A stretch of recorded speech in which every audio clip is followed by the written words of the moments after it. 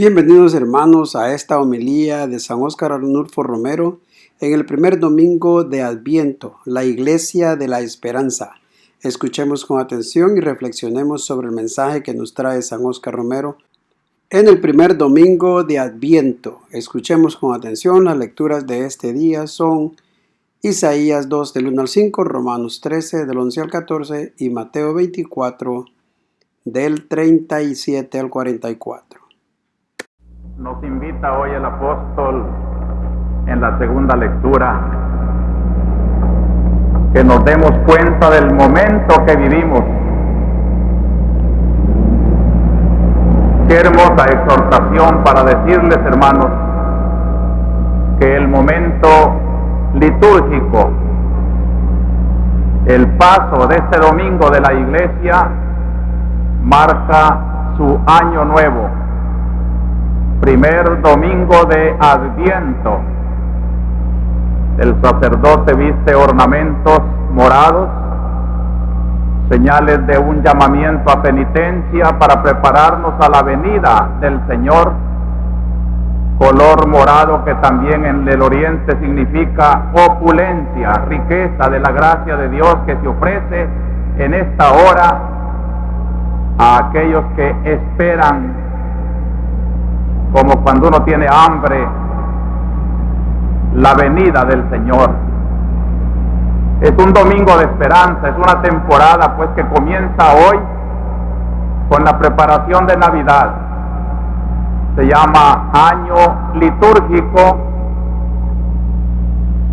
Toda esa peregrinación espiritual que comenzamos hoy, y que pasando por la Navidad y por la Epifanía, presentándonos la gran verdad de un Dios que se hizo hombre para salvarnos, sigue recorriendo el año con las enseñanzas de su evangelio, de su mensaje, y se detiene atónita y contemplativa la iglesia después de las preparaciones de Cuaresma ante su Cristo muerto en la cruz el Viernes Santo y resucitado al tercer día, la gran temporada de Pascua, durante 50 días cantando aleluyas para grabar en la mente del cristiano que su Cristo vive.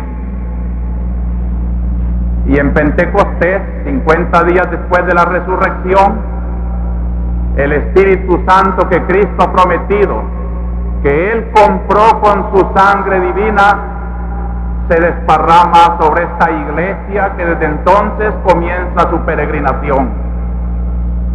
20 siglos de esta historia. Año con año, la iglesia retorna a esa fuente.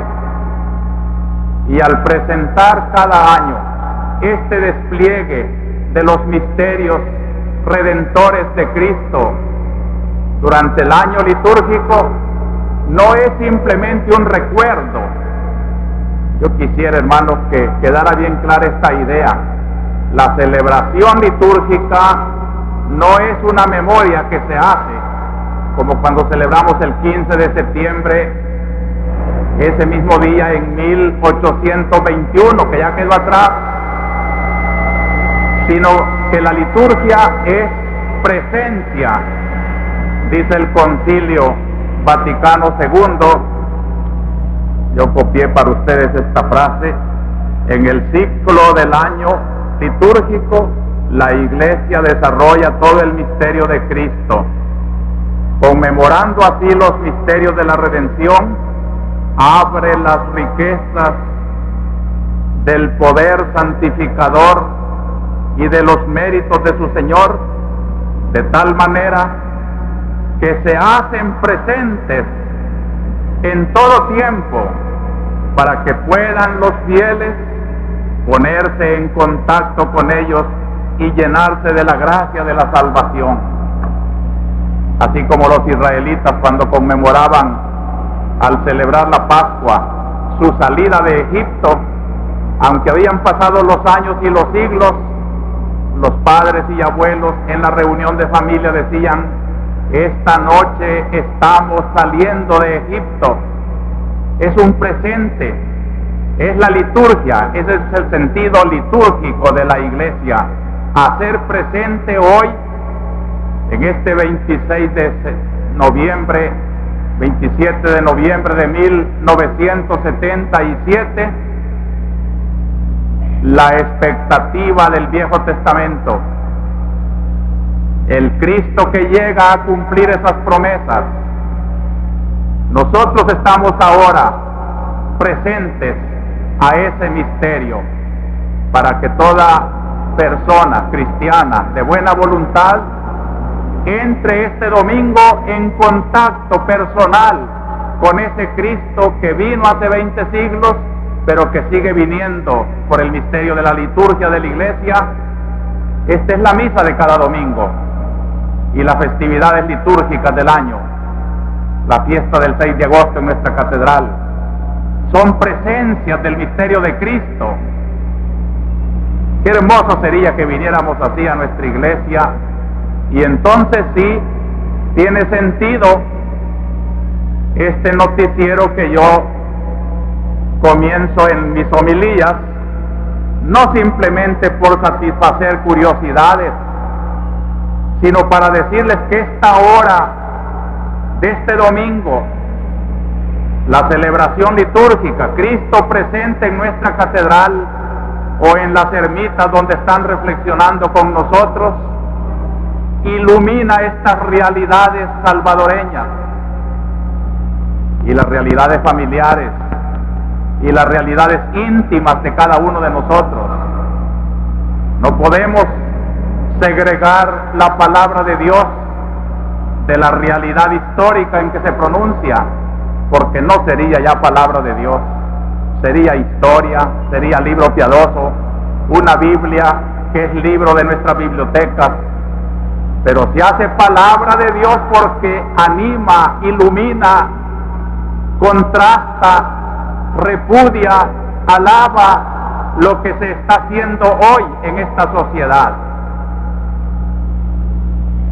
Por ejemplo, no son más que ejemplos, cada uno de ustedes tiene 1000 cosas más que podían enumerarse aquí, y es bueno que las ilumine con la palabra de este domingo. Estos acontecimientos de la patria, del pecado, del reino de Dios, de la iglesia, son los que ahora, hermanos, brevemente iluminamos con las 3 lecturas que han escuchado, que podíamos sintetizar en este título: la iglesia de la esperanza. Sí, animemos nuestra esperanza. En la primera lectura miro una meta luminosa. En la segunda lectura, San Pablo nos presenta un camino hacia esa meta. Y en el Evangelio, Cristo nos presenta la gran sorpresa a donde lleva este camino. Isaías, en la primera lectura, unos tiempos políticos y sociales tan difíciles como los que hoy vivimos aquí. Un país que duda de la alianza con su Dios y quiere hacer alianza con Egipto para defenderse del poder de Asiria. Isaías, que invoca el poder de Dios y llama al pueblo a confiar en ese Dios, a no traicionar la alianza. Y entonces dice una palabra de esperanza: esta Jerusalén, asediada, temerosa, es la ciudad que Dios ha escogido. Aquí brillará su luz. Aquí estará firme la casa del Señor. Hacia ella confluirán los gentiles, caminarán pueblos numerosos y dirán: venid, subamos al monte del Señor, a la casa de Dios. Él iluminará nuestros caminos. De allí saldrá la ley que rija con justicia a los pueblos. Una doctrina que hará cambiar las armas en instrumentos de trabajo. Un desorden que se convertirá en paz, en justicia y en amor. Parecía un iluso hablando de estas cosas, y me imagino que frente a la voz del amor del profeta Isaías había muchos grupos violentos que querían arreglar las cosas por la espada y por la fuerza. Isaías no se cansaba de predicar su palabra de paz. Esta es la meta, hermanos. Meta que señalaron los profetas. Meta que sigue señalando la iglesia. Los enemigos, los que tratan de que la iglesia no hable, la desacreditan y dicen: predica violencia, predica política, comunismo. Son las distorsiones del pecado. Pero quienes, superando las fuerzas del mal, oyen a la iglesia auténtica, oirán siempre el eco de Isaías, el eco de Cristo, el eco de los profetas. Jamás hemos predicado violencia, solamente la violencia del amor, la que dejó a Cristo clavado en una cruz, la que se hace cada uno para vencer sus egoísmos y para que no haya desigualdades tan crueles entre nosotros. Esa violencia no es la de la espada, la del odio, es la violencia del amor, la de la fraternidad, la que quiere convertir las armas en hoces para el trabajo. Qué hermoso llamamiento podíamos hacer aquí, hermanos. Cuando el trabajo abunda en nuestras campiñas, no se vaya a convertir en odios, ni en luchas, ni en sangre. Desde el domingo pasado estoy clamando para que las cortas de café, de algodón y de caña sean un canto de alabanza al Señor, no esperando leyes, sino inspirando en el amor de fraternidad que une a los dueños y a los trabajadores. Que hagamos de nuestra campiña un himno que haga tono con la generosidad con que Dios nos regala sus cosechas. Esta es la meta, hacia esa paz caminamos. Y la segunda lectura nos ofrece el camino para esa meta. San Pablo exhorta a revestirse de Cristo, a dejar las obras de las tinieblas, no más comilonas ni borracheras, ni lujuria ni desenfreno, ni riñas ni pendencias. Ven como la Biblia no puede condescender con el vicio, con el pecado, y compara al que va pasando la noche y ve que ya se acerca el día, y si la noche la ha pasado en pecado, levántese, dice San Pablo, espabilese, surja de su lecho de pecado, que no lo vaya a coger la muerte levantándose del lecho del pecado, que no lo vaya a sorprender el camino de la luz por los caminos de la tiniebla. Revístase de Cristo. Cristo es el camino. Yo soy el camino, dijo el Señor. Hermanos, cuando predicamos la palabra del Señor, no solamente denunciamos las injusticias del orden social, denunciamos todo pecado que es noche, que es sombra, borracheras, comilonas, lujurias, adulterios, abortos, todo eso que es el reino de la iniquidad y del pecado, desaparezca de nuestra sociedad, porque solo caminando por camino de luz, de honestidad, de santidad, revistiéndose por dentro de Cristo, convirtiéndose, aunque haya sido uno pecador, pero convirtiéndose al Señor, solo así podrás caminar hacia esa meta y construir la verdadera paz. Y finalmente, hermanos, el Evangelio de San Mateo nos presenta al mismo Cristo, que nos exhorta con una comparación terrible. Cuando iba a acontecer el diluvio, la gente se reía de Noé, que estaba construyendo un arca. Lo consideraron como loco y seguían gozando la vida y casándose, dice el Evangelio. O sea, no esperaban que el fin estuviera tan próximo. Cuando comenzó a llover y el diluvio comenzó a inundar la tierra, Noé, fiel a su Dios, se salva con su familia, mientras que toda una raza pecadora queda lavada con las aguas purificadoras del diluvio. Lo mismo sucederá, dice el Evangelio, cuando venga el Hijo del Hombre. Resulta que este tiempo de Adviento, que comienza con este domingo hasta la Navidad, nos quiere dar a entender lo que ya expliqué en domingos pasados: la escatología, los últimos tiempos. Isaías, 7 siglos antes de Cristo, anuncia que con Cristo, Hijo de Dios que se hace hombre, va a comenzar la última etapa de la historia. ¿Cuánto durará? No lo sabemos, pero ya estamos en ella, nos dice San Pablo. Ahora estamos más cerca de cuando anunciaban los profetas. Ahora vivimos ya en la hora escatológica, porque Cristo con su encarnación y con su resurrección ha inyectado en la tierra la última oportunidad que Dios está dando a los hombres para ser salvos. Salvación que ya comienza en esta tierra. Salvación que quiere decir libertad, verdadera libertad del pecado, de los egoísmos, del analfabetismo, del hambre. Libertades de la tierra que nos preparan para la gran libertad del reino de los cielos. Ya Cristo resucitado debe ser luz de los hombres que construyen la historia.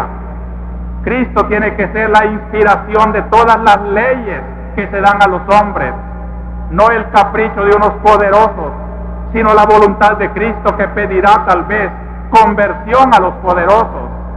La ley de Cristo es la escatología. Solo aquellos que vivan conforme a Cristo ya en esta vida serán arrancados para la vida eterna. El Evangelio, bajo la figura de un secuestro, nos dice esta gran verdad: que al final de los tiempos, dice, 2 hombres trabajarán, 2 mujeres también trabajarán, pero mientras uno es dejado, otro es asumido. Es decir, en esta tierra no se ve la diferencia. Todos trabajamos. Sin embargo, unos serán tomados por Dios para su reino, otros serán dejados. Qué triste será quedarse marginado por el reino de los cielos. Esa sí es marginación. Los que se quedan esperando. Y a nosotros, Señor, y la respuesta del Evangelio en una ocasión: apartados, malditos al fuego eterno, porque tuve hambre y no me disteis de comer. Es decir, no vivisteis la escatología con el sentido cristiano que yo quise al venir a la tierra, a encarnarme, a hacerme hombre, morir por los hombres, resucitar para darles nueva vida y darles un mensaje de liberación. Dichosos los que lo acogieron. Estos son asumidos, mientras los otros, ¿cuántos serán? No lo sabemos, pero es el misterio de la escatología. Pero un misterio que lo podemos resolver a nuestro favor, comenzando ya este Adviento, preparación de Navidad, llamamiento de penitencia, a convertirnos a Cristo, a revestirnos de Cristo. Y poco importa, hermanos, las consideraciones humanas, cuando en la conciencia profunda se lleva la alegría de estar tratando de serle fiel a Cristo, el Salvador. Ojalá que esta palabra, pues, de Adviento, enmarcada en una historia tan densa de esta semana, sea oída por encima de todos los murmullos de la tierra, la voz clara del Señor: vengo a vosotros, que estáis preparados, como el vigilante que no espera aviso del ladrón, sino que atisba, vigila, porque a la hora en que menos piensa, lo puede sorprender. Vigilancia es la disposición espiritual que nos debe producir este hermoso tiempo de preparación a la Navidad. Cristo viene, no lo esperamos como los niños para traernos juguetes, Lo esperamos como cristianos que supimos que ya vino, pero que anunció desde entonces una segunda venida para sorprendernos en el camino de la vida y cogernos allí donde caímos muertos para entrar con Él a reinar. Ya debemos reinar con Él por la virtud y por la santidad. Seamos cristianos de verdad, dignos de esta hora escatológica que va desde la venida primera de Cristo hasta la segunda, período último de la historia. Sepamos vivirlo como quien vive algo que no es permanente, sino que va de paso. No instalarse, no apegarse, no perder por los bienes y el poder de la tierra los encantos del reino de Dios, que ya viene a asumirnos como se rapta, como se secuestra a una persona sin que deje rastros. Así seremos secuestrados, pero por el amor del Cristo que nos tomará para siempre en su cielo. Así sea.